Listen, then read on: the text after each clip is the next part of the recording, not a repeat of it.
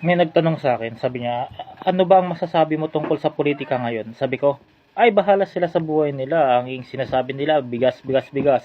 Pero hindi naman nila sinasaalang yung factors na demand and supply. Mas mataas ang demand, mababang supply, mas mataas ang presyo ng bigas.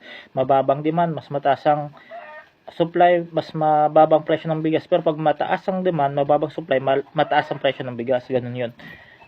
Sabi ko, bahala sila sa buhay nila kasi kung ang iisipin mo ay gobyerno, tapos isisisi mo lahat sa gobyerno yung yung nangyayari sa'yo, sabi mo, hindi kasi umaahon ng Pilipinas kaya mahirap ako, hindi kasi umaahon ng Pilipinas kasi kaya ako ganito, kaya ako mahirap, kaya wala akong nararating, ganun. Pero sa totoo lang, kung ang success na achieve mo ay dahil yun sa'yo, pero ang failure na events na na-achieve mo ay dahil din yun sa'yo. Lahat ng decision natin ay galing sa atin. Lahat ng nangyari sa buhay natin, lahat ng resulta na nangyari sa buhay natin is the byproduct of our decision.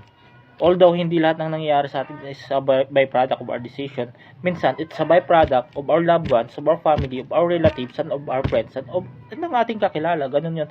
Hindi lahat ng nangyayari sa atin ay dapat nating solusyonan ganun. Kasi hindi naman lahat ng bagay is kailangan mong pagtiisan ng pansin. Huwag mong solusyonan ang mga bagay na hindi mo kontrolado. Ganun yun.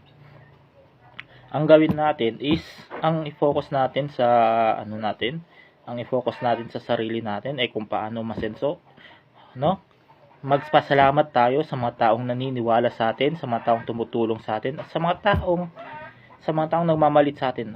Yun na ang pinaka the best na na mag-fuel, na maggagasolina sa natin para abutin natin ang pangarap natin. Yung mga taong nagmamalit sa atin, yung mga taong kinukutya tayo.